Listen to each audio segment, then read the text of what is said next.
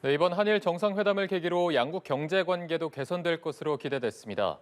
일본이 2019년부터 시행해온 한국에 대한 반도체용 첨단 소재 수출 규제를 풀기로 했습니다. 우리나라는 이 조치에 맞서 제기한 세계무역기구 WTO 제소를 취하하기로 했습니다. 김종혁 기자입니다.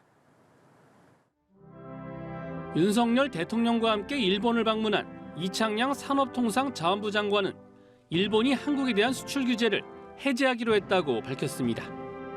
일측은 불화수소, 불화폴리미드, 포토레지스트 등 3개 품목에 대해 2019년 7월에 부과한 수출 규제 조치를 즉시 해제하기로 하였습니다. 2019년 대법원이 일본 전범 기업들에 대해 일제강점기 강제동원 피해 배상 판결을 내리자 일본 정부는 반도체와 디스플레이 핵심 소재 3개 품목 수출을 통제하는 보복 조치에 들어갔습니다.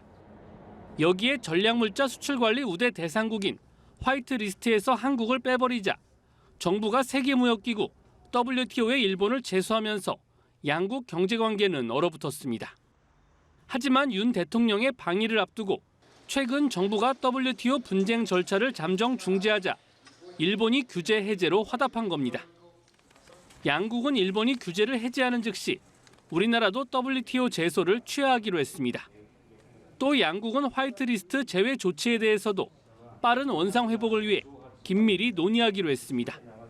반도체 디스플레이 업계는 이번 수출 규제 해제로 공급망 리스크가 줄 것으로 보고 있습니다. 그동안 일본 첨단 소재를 우리 사용하는 데에 대한 위험성이 굉장히 높았죠. 공급이 중단될 가능성도 있기 때문에 공장을 운영하거나 또는 기업을 경영하는 부담이 많이 낮아질 걸로 보고 있습니다. 반면 수출 규제 기간 성장한 국내 소재, 부품, 장비 중소기업들의 경쟁력 약화를 우려하는 목소리도 있습니다. 연합뉴스 TV 김종혁입니다.